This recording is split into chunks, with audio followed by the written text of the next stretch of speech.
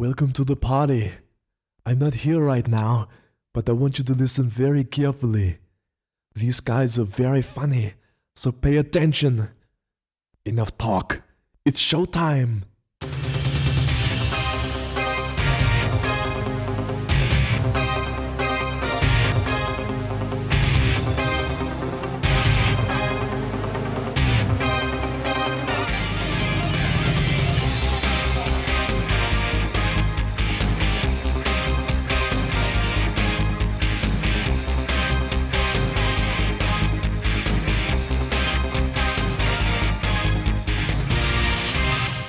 Hello and welcome to Bags of Action. My name's Steve, my co-host is Pete.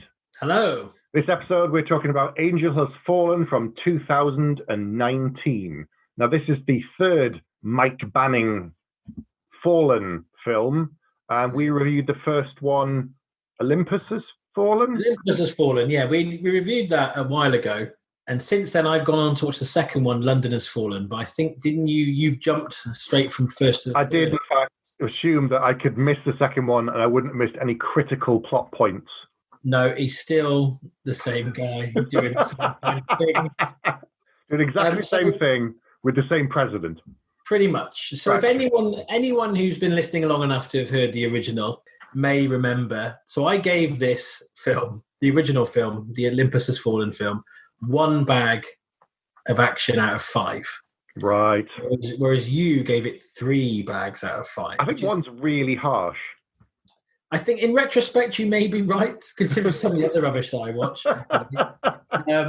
I think, do you know what happened? I think we just watched White House Down. Yes. I think that's a much stronger movie, and so you've always said that. You've always stuck by that and said, well, clearly this one's inferior, therefore I'm going to mock it down. And, I think I've said it before, like the Millennium films are like the modern day version of canon. They do the Expendables. Right. They did the most recent Hellboy movie, did Rambo Last Blood. And some of their stuff can just look really cheap. And unfortunately, I can get a little bit, so I think there's an element. If I watched it again, I have a feeling I'd give it more than 1 out of 5 because I liked the second one. I quite enjoyed London Has Fallen. And then you've made me watch this one, so I didn't make you. This was a choice for this episode. The fact that we have a podcast has made me watch this. You must watch this, Pete. It's amazing. No, I have a special set of skills, and if you do not watch this movie, I will hunt you down and turn off your podcast allowance. That's it, and make you watch it with matchsticks in your eyes.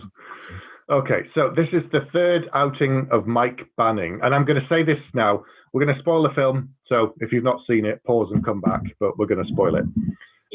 Here's the other thing. This time, watching this one, I felt it was very, very Die Hard. Okay. Like, he's older, his joints hurt, he's got pains, they played up his age, and I know it becomes a part of the plot later on, but it felt like they were really playing it up. It's interesting as well, because you get the Liam Neesons of this world who are a lot older than Gerald Butler. Yeah. Don't act like they're necessarily particularly old. Well, no. Jackie Chan continues to defy time. He got Stallone and Schwarzenegger still doing stuff. But I thought he must be like late 50s, but he's only 50. Wow, okay. Gerald Butler. He's not that much older than me. But I think in the story it kind of worked. There was kind of a context for it.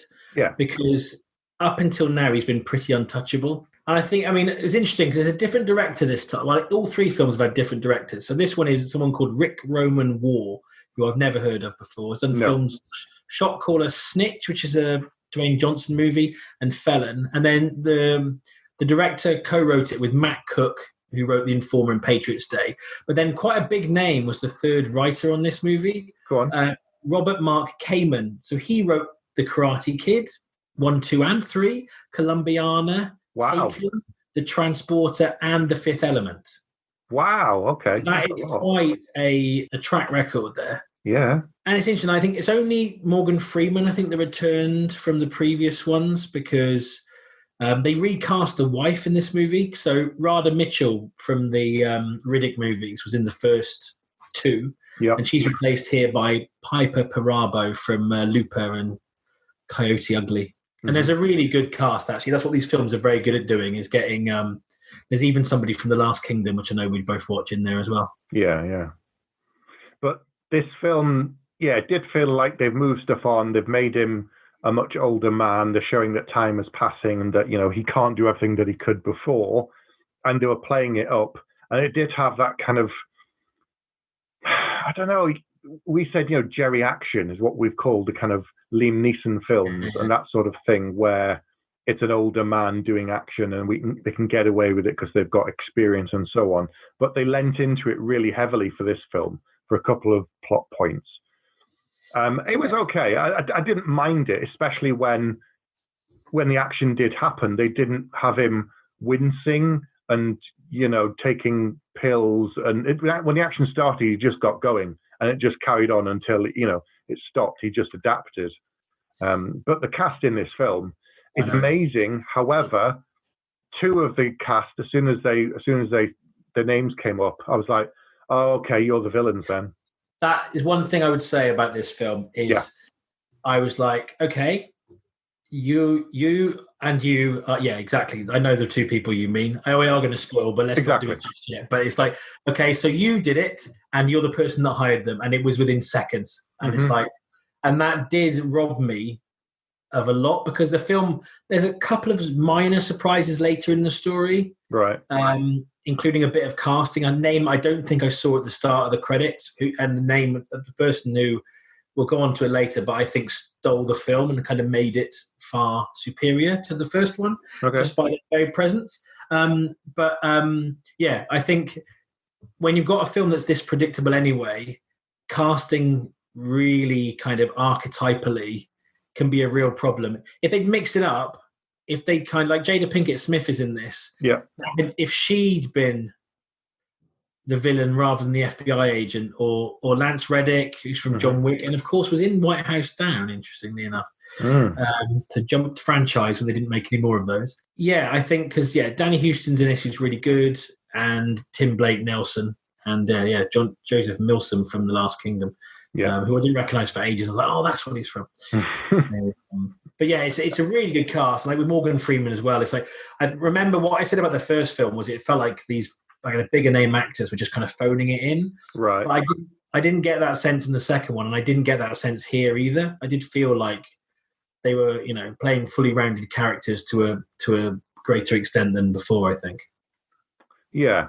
Maybe just because this is the third one, you felt like you got to know the characters a bit better. You've had time to build, and it's in that thing of, in the back of your mind, you think you know them. So when they turn up, they're familiar people that you're spending more time with. So you don't need to know too much about Mike. He's already got a family and a wife and a daughter and that sort of stuff. They don't spend too much time on that. They just spend time on what's going on in the present.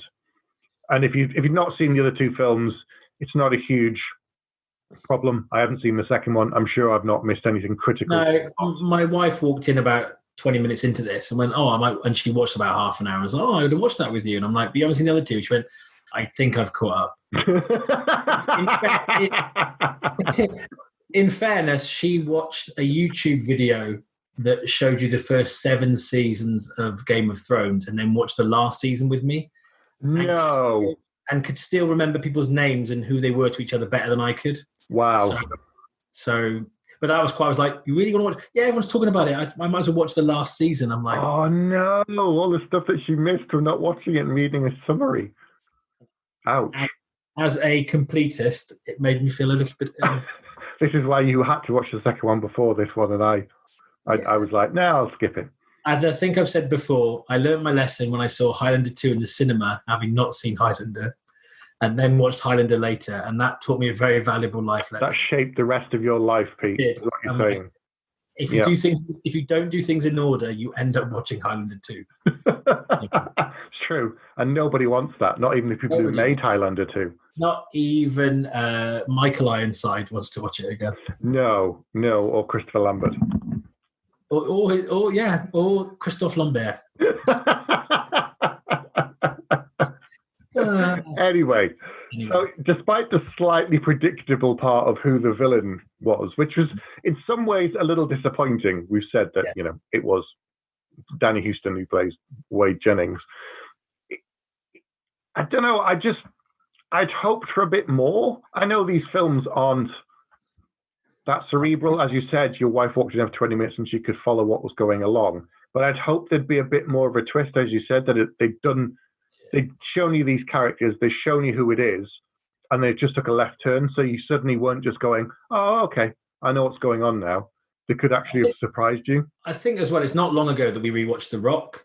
Yeah. And to me, I think we said it at the time, that is the template for a villain, because you're not quite sure their motives. Then you kind of go, oh, I kind of get their point, but they're wrong. Here it was like, yeah, we're really close friends, but is it about money? No, I just like to fight.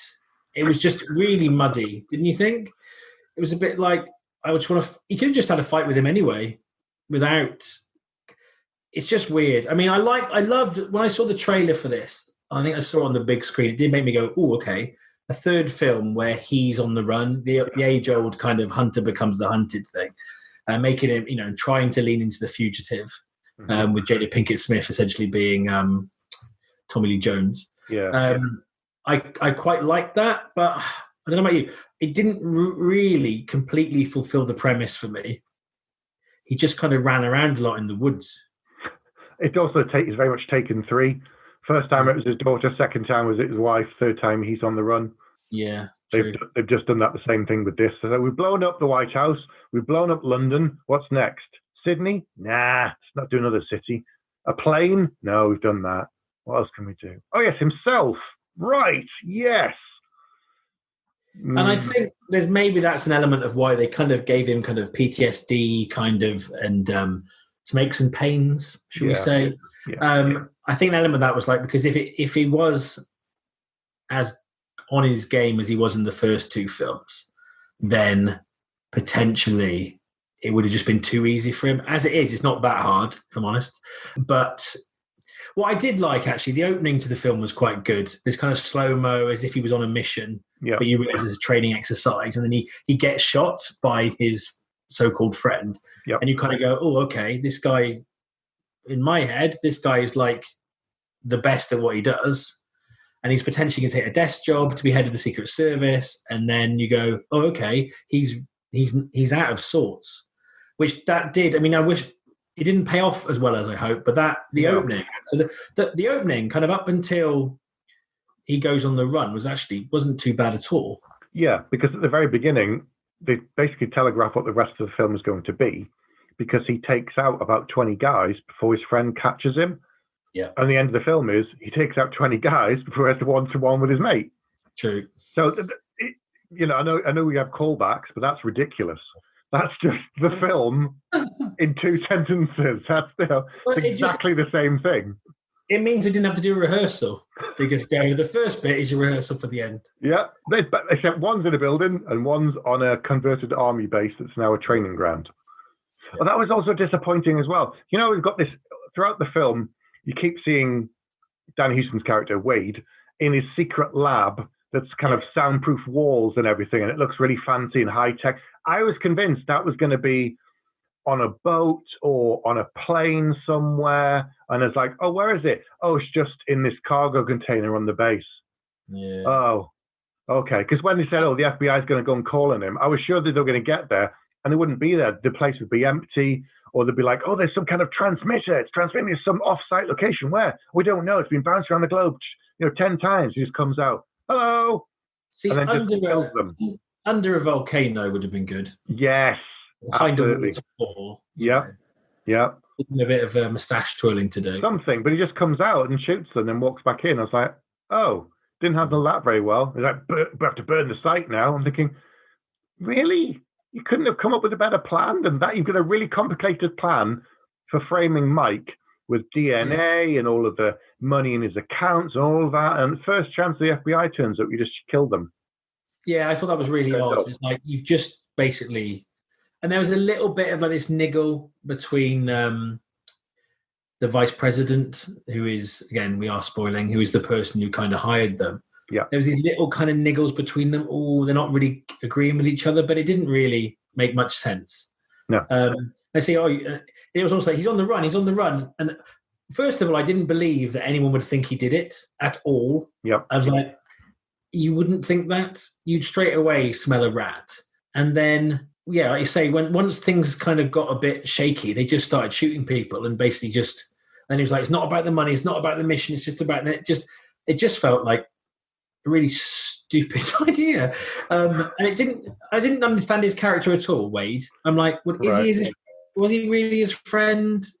You know, is that history that important? That I don't know. There's something in this. I don't know whether. I mean, there was. The original story was by the two people who wrote the first film. Then you had 3 other script writers working on it. I just wonder if something got lost in there. No, but it just felt like it was a villain with no motivation and they gave up on their own plan like halfway through.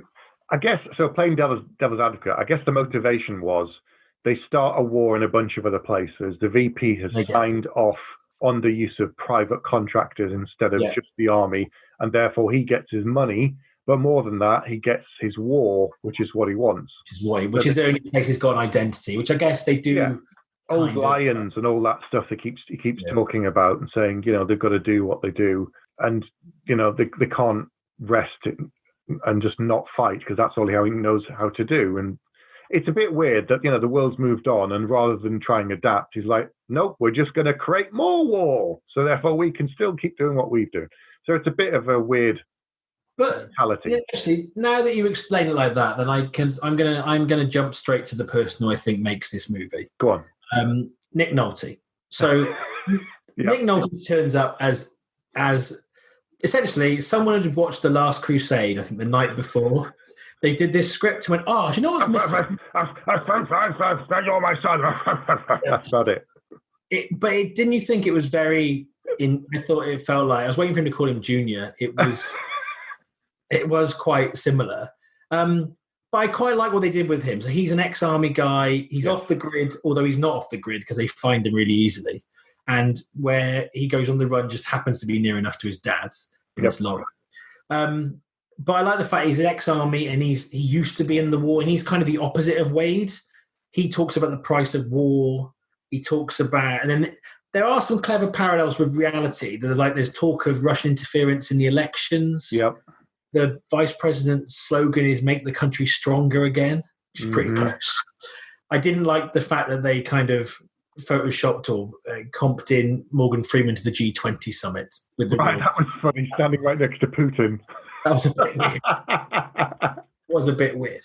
But I think that the stuff with Nick Nolte kind of did give you a difference. It's like, actually, you can go... There's a couple of ways this can go, I suppose. If you just keep being in the theatre of war, you can either be totally anti everything you've seen, which is where his father ends up, and you get the feeling that's where Mike is heading, which is why his head has kind of gone a bit. Yeah. Or you become Wade, who basically just lives for it and they can't do anything else. So like that, but again, it's one of those things. I didn't necessarily get that from the film, right? But I get that from talking about the film, and we shouldn't have to do that. So what I got from the film was that his dad had gone the opposite way. He realized that it was Vietnam, I think he fought in. Yeah. And he said that he left Mike and his mother because he realized what it was going to cost him, and he'd take it out on them. So didn't he abandon them or something? Yeah, he abandoned them because he said that the person he was becoming, exactly, so came back from the war, was not good enough to be a parent. And so he's actually the person, after 3 films, he's someone who now has an arc. He has an arc in this movie. Yeah. He kind of gets to know the family. The one surprise in this movie, which I thought was really, really, really good, was because I was ticking off the kind of action movie bingo. It's like, okay, it's that person, his friend is the villain, and he's been hired by the person who's pretending to be so nice. And then you're like, right, we're going to get the insurance policy. We're going to go after his wife and child. And you're like, that's what always happens. So that's what happens for the end. They'll kidnap his wife and child and he'll go and get them. And I'm going to say that I think it's Robert Mark Kamen wrote this scene because it was so good that they go there. Wade's men go there ready to take the wife and the child, and the dad appears there and takes them down. And I love that. It was a total surprise because I assumed they were going to be taken because it was such a trope they were playing with. Yes. And I just love the fact that I thought he was just going to be, I saw him in the woods and that's it, a little cameo. But actually his role in the film is the heart of the movie, really. And I thought, and just him, guy in his late 70s kind of just kicking some ass was great. But I agree with all of that. But the bit in the woods itself, I mean, I like the cabin. I like the fact that he'd set it all up but then he said, oh, I'm off the grid. But then he has like CCTV all over the woods. So there's cameras everywhere, which is fine. You know, you can have solar power and generators and whatnot. That's fine. But then he's basically carpet bombed the whole of the forest. That's true. Like not just a little bit. And he's like, pull that wire. Why? Just pull that wire and see what happens. Like, pull my finger. So he pulls it, and then they're like, oh, there's like a mushroom cloud over that part of the forest in Massachusetts. I think that's where we might be hiding. You're right. It's like, wow. Mike kind of goes, you've just given our position away. And he goes, it doesn't matter because we can kill them. And he's killed. It was all of them. It wasn't just one or two. And it wasn't like, it was a little of an explosion. You saw the bodies burning and just like exploding and flying off everywhere. And they were all dead. It's like everybody's dead. At that point, I thought maybe it's not best that Grandad comes home for Christmas. I've got this little present. Pull this string. No, don't pull a string. I can cook the turkeys super quick. Just push this. Give me a minute. I'll go out and get some plastic explosives. I flambéed your house. Yeah, but Nick Nolte is brilliant. I really enjoyed it. He was probably the best thing in it, and it just gives Mike a glimpse into the future that if he keeps going the way he's going, if he doesn't actually get some help. Although to be fair, he is trying. He's gone to 4 doctors? Yeah, with all different names and fake jobs and stuff. So he is actually trying not to become his father, even though he didn't even know that's what he was going towards.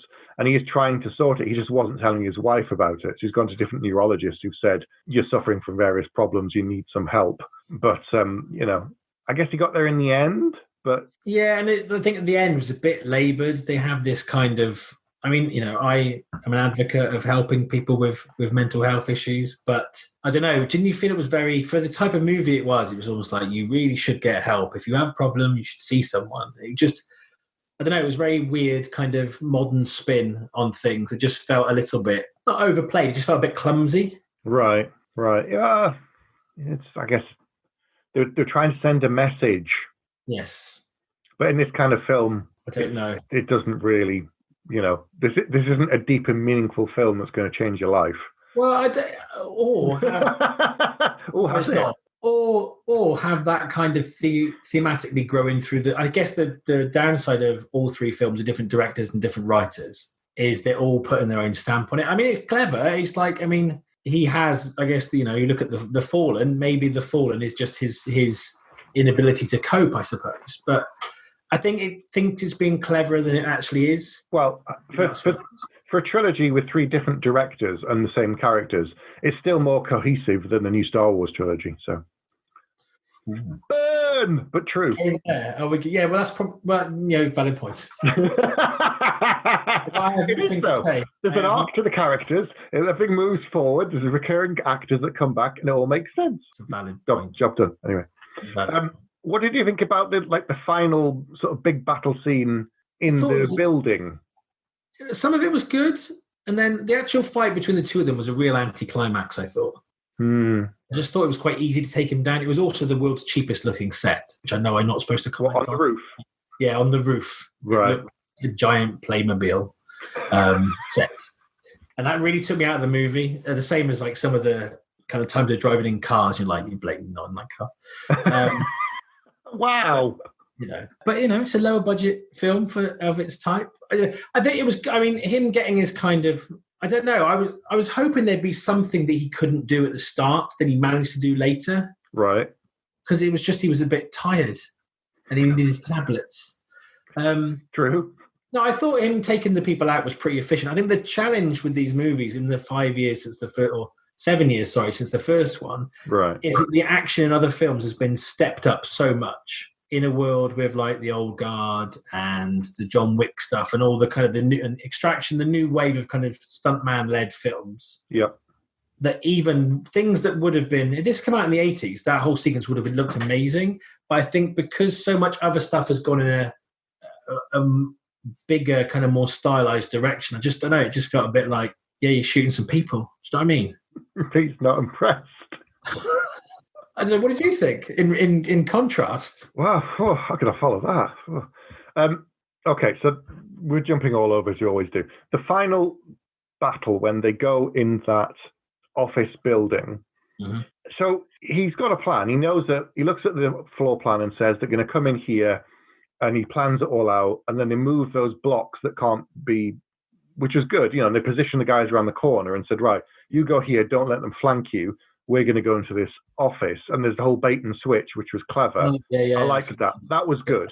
But the fact that, protecting that room. But if they knew what was going to happen and he's told them, they still got taken out really easily. And these guys are supposed to be really good. I know it's not supposed to be realistic, really. And I know it's all about Mike Banning and Jared Butler, and he's the hero of the film. I get that. And I know that they've got to make other people look crap in order for him to look even better. But you never get that in other films, like the John Wicks and the Old Guards and stuff. A lot of the people they fight are competent. So in I think it's John Wick 3, we fight those two guys at the end who are martial arts specialists. Remember? Yeah. They're really, really amazing, and they get some proper licks in on him, and you're absolutely just like, oh my God, these guys are so good. And Keanu's trained for months, for 5 minutes, for him to look good. Yeah. Whereas these guys have been doing it for 20 years just because they're martial arts specialists. In this, if these other guys who are Secret Service, I think, they're supposed to be as good as him, and yet he takes all of them out, and all of the guys from the company. At the very beginning, he takes out 20 of them in the training exercise, and then in that building, he takes out 20 of them by himself in reality. Plus the car, and 20 he's killed somewhere else. And I don't know if they are kind of setting up as almost superhuman. Yeah. And they're almost, I think they're sort of saying, well, the only reason he's struggling is himself. So once he gets past himself, he's fine. But it did feel, I never felt he was considering it's a film where someone has gone on the run. Yep. Framed for an assassination attempt on the president. Yep. I never once felt he was in jeopardy. Not real jeopardy, no. Which I would have I'd liked him to have gone through a lot more. No, I'm not. I was about to say he should be tortured, but that just sounds like a weird thing to say. But just like almost like go back to something like a TV show like 24, when Jack Bauer was taken or where he was framed for something, he got properly beaten up. He got like electrocuted and stuff, and he's dragging himself back. I'd like to have seen him kind of. I don't know. It just almost felt like, well, as long as Morgan Freeman wakes up, it's going to be fine. He should have lost a bit before he won. Yeah. I mean, he gets put in custody and he gets put in the car, and then these people break him out, and then he's in the car with them and they're driving away. And at that point, I just thought, well, he's going to break out of there now. And he does exactly what you think he's going to do. There's no point. The character arc isn't predictable for Jared Butler. You know what's going to happen. There were some twists, like the fact that Jada Pinkett Smith's character was killed. I thought she was going to get the proof to show that Mike is innocent, and that would also go towards convincing the president that when he turns up, she'll rush in and be like, look, I found this thing, and look, this proof. It's like, no. He goes in basically on his word and his cunning plan of saying, look, this is what's actually happening, and the president believes him, which I know is a kind of a show of the bond of the belief he has in it. Yeah, he trusts him and all that stuff. And all that's nice and it makes sense. But they just took out some of the other characters, and there again made him someone who can't fail at anything. And it made it less dramatic. Now that you've said that, it almost felt like if they were passing the script between each other, it's almost like a choose your own adventure. Right, okay, so is Jada Pinkett going to be shot, or is she going to go this way? Roll the dice, see what happens. Is Morgan Freeman going to believe him, or is he not going to believe him for a bit? And it almost... 1 to 3, he does. 4 to 6, he doesn't. Exactly. No. I think when you can start to see the story making decisions in a film, that's not a good sign. And I was doing that quite a lot of like, oh, wonder if they thought about doing this or about doing that. And it should be like, well, no, this is what's happening in the story, and I've invested enough in it. The Nick Nolte moments, I'm going to hang on to those a bit longer. It's that thing of I'd like to see a first draft of this, and then I'd like to see like a third draft, and then I'd like to see what the final shooting draft was, and see if any of those were close to what actually we saw. Because I suspect with that many writers on it, if it's been passed through 4 or 5 people, and the director would have done the final pass probably anyway, and then there's editing as well. Yeah, I mean, it's a shame that most scripts online now are the shooting script only, because I think the process is more fascinating. There's a new, I can't remember what it's called, a new app that's come out where you can watch Netflix and it'll split the screen, and the other screen is the script. Oh, And wow. it'll move along alongside it. I'm tempted to watch The Old Guard with that. Oh, what? Just to see what the first one was like compared to this one. Just to see how the script, just to see what they did, what they took from the page, and what changed really. We've read the comic now, haven't you? I haven't read the comic yet. No. Oh, okay. I was going to spoil something, but there is Rucker wrote the first draft, and he wrote the final draft of The Old Guard. Yeah. And he said when he wrote the first one and he went in to talk to the director, and they raised a couple of points, and he kind of sat back and was like, "Oh God, you're absolutely right. That's a stupid thing to do. In a comic, it would work. In the film, you can't do that because of X, Y, and Z." And he's gone, "Yeah, oh yeah." I listened to a podcast with him the other day, and he basically said he thinks the film is a better piece of work than the comic. Yeah, I've never heard anyone say that about. I know he adapted it himself, but I've never really heard anyone say that before. I think it is too. Yeah, because if you try and translate something absolutely from one medium to another, there's always a letdown, always, because they're not made to work in the same ways. You end up with Sin City, and as interesting as it was for what they did with it, it's like the film. Yeah, it's pretty much panel for panel. It doesn't really give you much. But if you take something and understand the differences between a book or a comic and what you can and can't do between the two of them, and then you can evolve it and make it that much better. You can spend 2 minutes on a film exploring a character, and you can get past a lot of information across. You can't do that in a comic in the same way, because that would take up a couple of issues to get the same level of information and detail, because you can do stuff you can do it with frozen panels and comics, but it's not the same. If you have a freeze on someone's face for a couple of seconds and then a bit of dialogue, it translates so much more on screen. So yeah, I think you're right. I think in a world where thought balloons or thought bubbles aren't a thing, in a film, just holding on someone's face, you should get a sense of what they're thinking and what they're feeling much more. But it's interesting. He also said, we've kind of deviated to a different film, but it doesn't matter. He also said that he fleshed the characters out more on screen, gave some of them more to do, and that actually fed into what he's going to do in the second book. So I like that idea of a symbiotic relationship of like, you wrote a graphic novel, you adapted into film, things that happened in the film went back in, and that only really works when it's one person, working creatively across both. So with this, you've got that thing of, they must have said, right, well, we've done 2 Mike films, and we've done London, we've done the White House. How do we raise the stakes? How do we make it more personal? And they've gone, right, well, it's all about him. It's about his family. It's about his future, looking at him not being able to cope with the current job and his body's not being able to do what he did before. They've got his father looking at the past. I think this is why I'm curious to see what the first draft is like, because there's a lot of good ideas in there. Yeah. But at the same token, you've then got to turn it into, 2 hours, a 2-hour film. Yeah. So how do you do that and make it powerful enough that there's a lot of really exciting action, and yet you get the character development that we probably want? Probably because we've watched so many action films now over the years that a straight action film, sometimes with no substance, sometimes I am in the mood for that. But if you get like the third or the fourth or the fifth film in a franchise, you want something more. I mean, I've not watched them, obviously, because you know this, but people have said the Fast and Furious films, to where they started to where they are now, that it's all about the family and the characters. And yes, there is the great action, but after how many films are we up to now? 7, 8, 9? 9? Anyway, 10 maybe. However many films there are now, you know the characters really well, you know the relationships, you know how they work with one another. And yet at the beginning, it was all about cars going very fast. But don't worry about the 7th one. It's about a car swinging like Spider-Man across a bridge on a grapple hook and a string. I've been finally getting around to watching the Mission Impossible movies. Yes. And they're a very different beast from where they start. I've watched the first now. But you get to know more about it. You go, okay, I know Ethan Hunt better than I did at the start. Actually, I can see what kind of relationships he has with people. Oh, actually, the stuff with him getting married and stuff is really interesting. And then it's like, okay, Simon Pegg's character comes back it doesn't. I mean, it's not the deepest thing in the world, and the action does get more and more ludicrous. But you do get a sense of who the people are, and you do feel more invested. Mm-hmm. I'd say I'm more invested in Ethan Hunt than I am in Mike Banning. Yes, yeah. Which is after 3 films.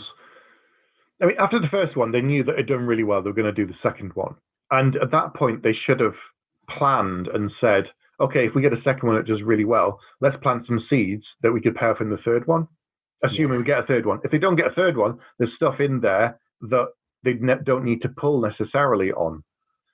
It's interesting talking about films and kind of how they move on. It's like John Wick, the first John Wick film, relatively self-contained story with hints at a bigger world. Yeah. Second one throws the bigger world and it takes over. The third one, it suffocates the original film to the point it almost feels like a different thing, but it's still very good. But now they've greenlit a fourth and fifth movie being shot back to back, and you're kind of like, well, it worked. Yeah. I wish, it sounds ridiculous. So when we were growing up, we got one-off films. Yep. And then over time, it's become trilogies. Now a trilogy is almost like the first act. And things are being set up for 7, 8, 9 movies, probably because of the Marvel Universe, probably because of Fast and Furious. If you can make 10 films and they keep making more and more money, you're going to do it. But I love John Wick. But I think you get the third film should have wrapped up what was happening. And it kind of at the end, you're like, I felt cheated as an audience. They're kind of going, we're going to make another one for you. And I was like, we're going to make 2 more for you. So I'm going into number 4. I went into 3, not knowing there'd be a 4th one. Yeah. And then thought, it feels like there's going to be another one. Then now I'm going in knowing there are 2 more. And it's just it's almost like The Matrix, a little bit like, really? There's only one Matrix film though, Pete. So I don't know about it. Well, yeah. What are you talking about, Pete? There was one Matrix film and it was really good. Jada Pinkett Smith, of course, in 2 of those. I don't remember her.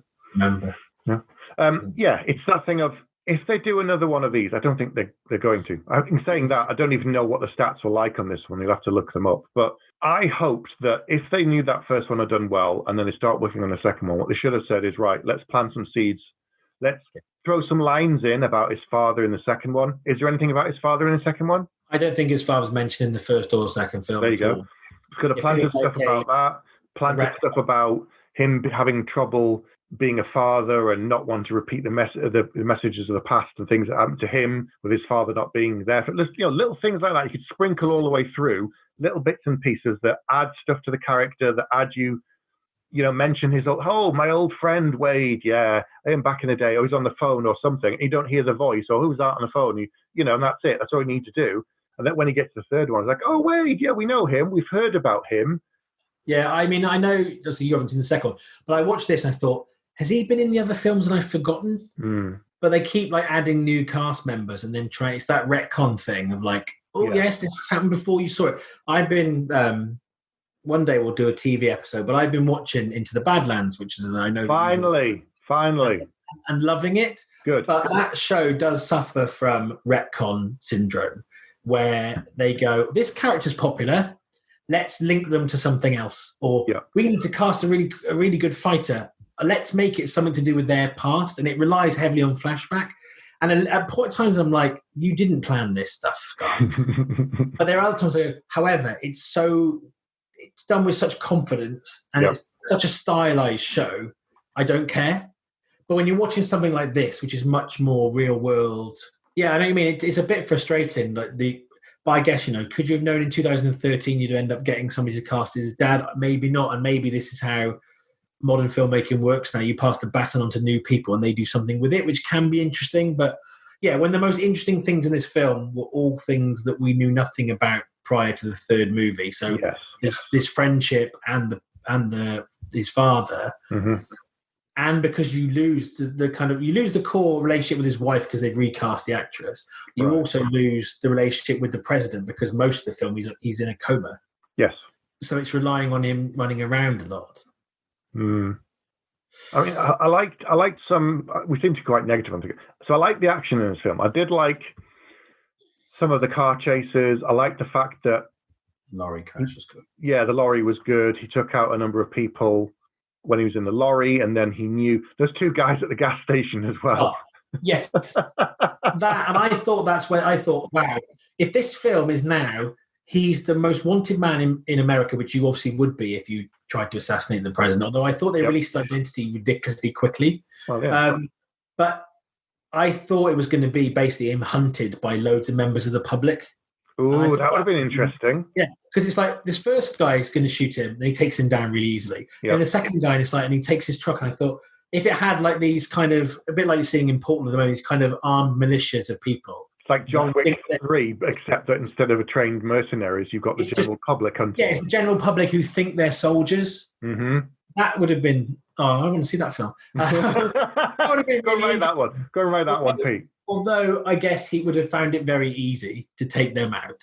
But he doesn't have to kill them. You can't kill. He didn't kill any of those guys. He just. That's true. He just shot them in the knee. Can't kill them. Whereas when he's against the soldiers, he just kills them and moves on. True. Doesn't think about it. He kills there's 4 guys in the car. When they rescued him from being kept prisoner, he killed 2 in the front and 2 in the back. Got out and then killed a bunch more and then walked off after having stolen the guy's clothes and stuff. So, but if it's people he can't kill, and it's a mob of people coming after him all the time, women as well, and they've got guns. Plenty of them have got guns in America. So, children with guns too. What are you going to do then? Yeah. And that might have been more interesting. Less predictable than 1, 2, 3. Oh, is he dead? No. 4, 5, 6. Oh, he's okay. Stuff that we've seen before. Mm. But I think as well, they could have, you said that the start and the end kind of mirrored each other. Yep. But it would have been great if he'd got to the exact same situation where Wade took him down. Yeah. But he was feeling so much better within himself, or learned something, or maybe he learned something from his dad or something that got him out of that situation the second time. Yeah. Then it would have kind of justified it. But it was just, I don't know, he just was better at fighting with a knife than he was. Yeah. That's basically what it came down to. He was, despite the fact that he's been blown up, shot, stabbed, not had his painkillers. Not his painkillers, not sleeping, hasn't slept throughout the whole of the film, in fact. I don't think he had. I think he even had time for a sandwich. Didn't have a sandwich or a pee at any point during the film. No. So he just kept going. They made him superhuman. Like, you go back to Die Hard, and he suffers in that film. He said about torturing, but he suffers. He has, he's shot, he's stabbed, he has glass in his feet, and yes, he is better than them, but equally he fails a lot of the time. Mike never, as you said, I never really felt that Mike was threatened or in danger. And if you're going to do that, I think if the person is going to be quite invincible, then you have to lean into maybe their charisma or something. Are you saying Jared Butler isn't charismatic? I'm not saying that Jared. I don't know. I've never met the man. Perhaps he's the most charming man on earth. However, the character that he's playing is pretty white bread. It's pretty like he's just a guy who does a job. Do you know what I mean? You look. Die Hard is an amazing film. It is one of the greatest scripts of all time. It's one of the most tautly put together films. Yep. But also, Bruce Willis's personality carries it. I've watched The Rock in what feels like 1,000 films that are identical to each other, where he plays a version of himself. But his charm kind of gets you through, and it's almost like I don't ask him to be Mark Wahlberg, but I don't know if there was something more about his character, but maybe that is part of the message of it. Is he's so job focused, and I guess maybe if you're protecting the president, it's probably a good idea. Maybe it's a good idea that you're good at that job and you're focusing on that job. Maybe, and on that basis, maybe you just have to be super serious. But it's not. It doesn't help when he's really good at what he does, doesn't really get hurt, and he's pretty straight-laced. Although they do try, I don't know if you thought this, they did this poignant ending, and then they almost put in like a Marvel credit sequence, like comedy moment for no real reason. What was that bit? Did you not see it? Did you just stop straight away when him and his dad went to a flotation tank? No, I didn't see that. What? Oh, okay. So, yes. So, again, we are spoiling, but I'm now going to spoil it for my co-host. The film ended, and that was it, wasn't it? The film ended, and the credits started to roll, and about, literally 30 seconds into the credits, it went back into a scene. And I thought, oh, this feels very Marvel. Is there going to be something setting up a fourth movie? Right.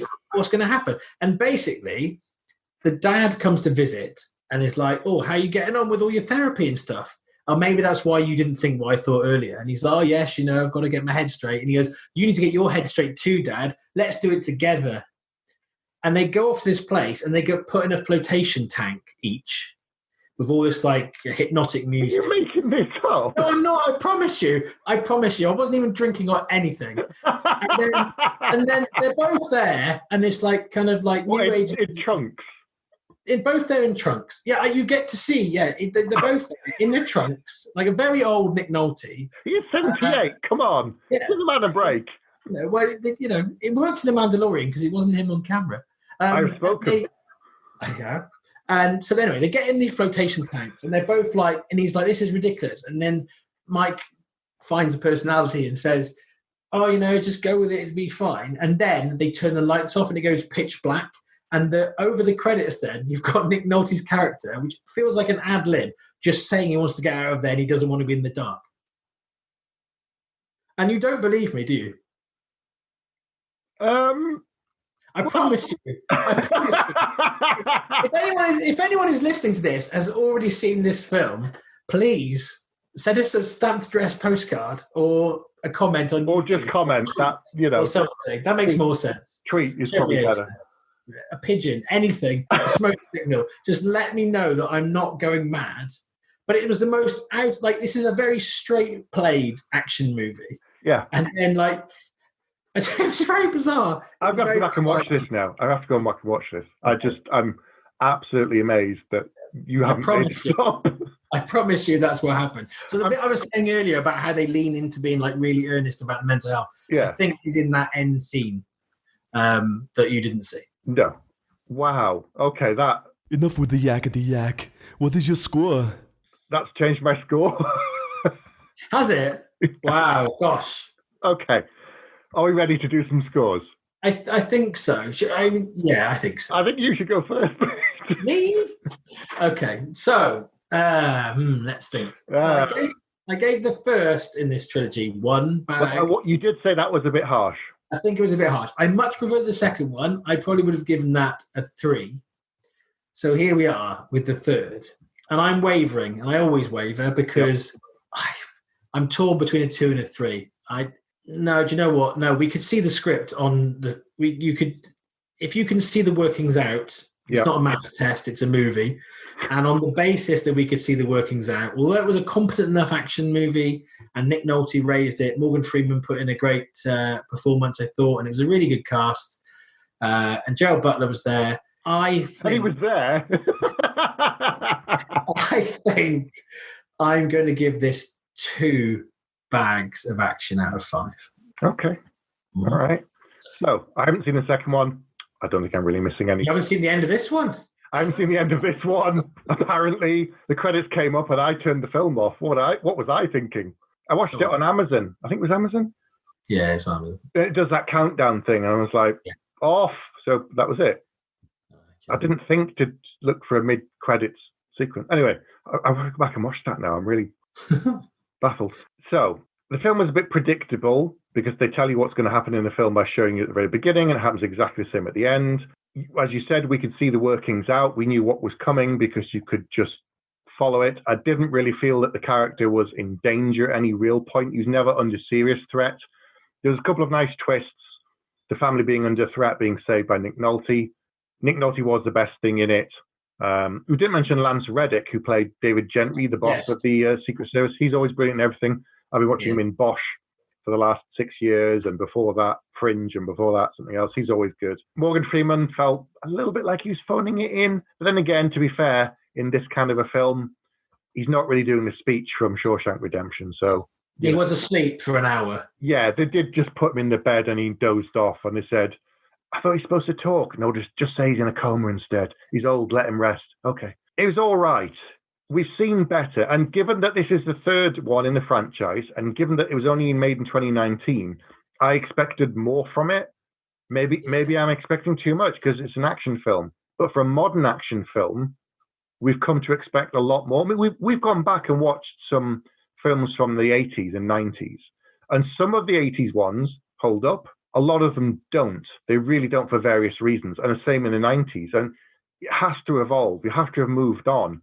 I don't really feel like they did enough to evolve this on because they made him too superhuman. So actually, I'm going to give it 2 out of 5 as well. Ooh. And say it was okay. But someone asked me the other day and said, how was it? I was like, yeah, it was all right. That's basically what I thought. I was like, I'm not going to watch it again. It was okay. But you need to now watch the end. But would you now go and watch, not like right now, but will you watch London Has Fallen now? No. No. I know you're a completist, but Yeah, if fine. I'd have to go back and watch 2 and then go back and watch 3 again. I can't do that. You can watch one, you can watch it in reverse. You can watch 2, then 1. I'll read a summary. So I'll read a summary of 2. I'll get my wife to Mike read kills it. some people. London blows up. He wins. That's pretty much it. Yeah. Okay. Well, yeah, I think the middle one is the strongest of the 3. Okay. All right. Well, I don't know. If I'm bored, I'll go back and watch it. If I'm really bored. Okay. So, have you seen Angel Has Fallen from 2019? What do you think? Get in touch. Let us know. Come on to Twitter. Come on to the Facebook group. You can email us. Don't forget to subscribe and like to our YouTube channel. You can support us on Ko-fi if you want to buy us a coffee over there. And we have new episodes coming out every week on the YouTube channel, so don't forget to watch out for those. Hit the bell and you'll get notifications and you'll never miss an episode. So we usually got new things out every week, so plenty of stuff on the horizon. Excellent. Right, Pete, wrap us up. Thank you very much for watching and listening, if indeed you still are. Good night. Good night. You have been listening to Bags of Action. No bullshit. You'd better stick around for the next episode, because if you're lying, I'll be back.